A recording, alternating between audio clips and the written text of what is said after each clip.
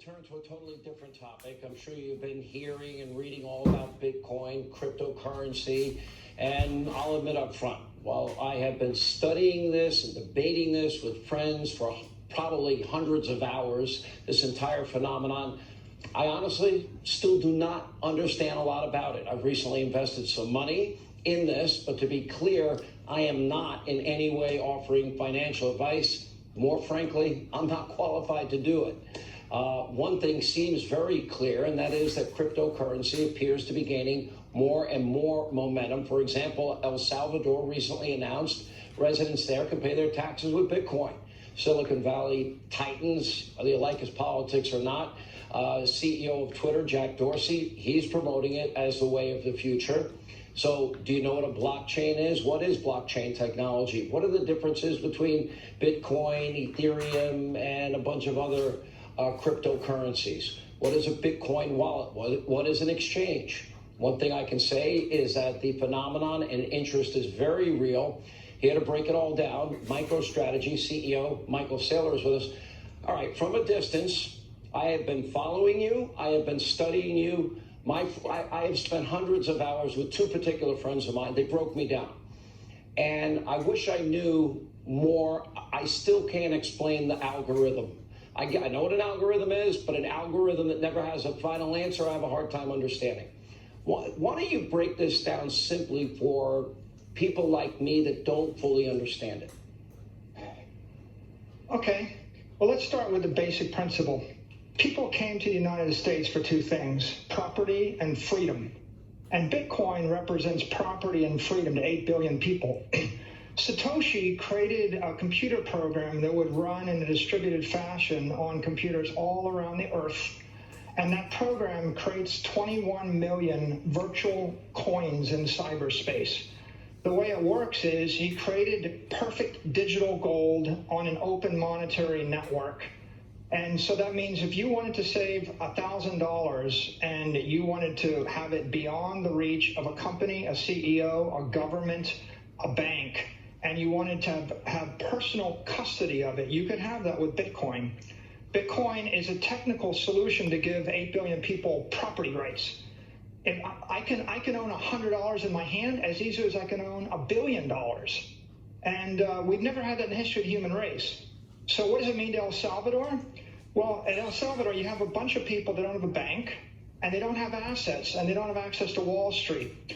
So when their relatives remit money back to El Salvador, they lose 10% of their money through money transfer agents. Once they get the money, they lose 10 to 20% of its value a year because they're storing it in the currency, not in an asset. The exciting thing about Bitcoin is Bitcoin lets you save your money in an asset that goes up in value, and it lets you move that asset at the speed of light all around the planet. And what the president of El Salvador realized is, using the Bitcoin network, they could cut $1 billion of cost in remittances every year to their people. They could put themselves on the world's first digital monetary network. And instead of their people losing 10 to 20% of their value a year and 10% when they move it, they're going to actually make money, and they're going to be able to move that value around for free. Michael, let me ask you this. Because you talk a lot about the history of sound money and other cryptocurrencies, but you really think it's Bitcoin. You think Bitcoin is the breakout for a reason. Why over, say, Ethereum or any other one? Bitcoin is the dominant crypto asset network. It's the oldest, it's the strongest, it's the most secure, and it was engineered to do one thing well, which is to keep track of 21 million virtual coins in cyberspace.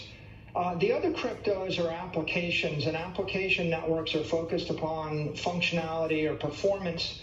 Bitcoin is optimized for durability, integrity, security. If I want to store $1 billion for 1,000 years, I don't want a lot of bells and whistles on it. I just want to know it's secure and nobody's going to change it.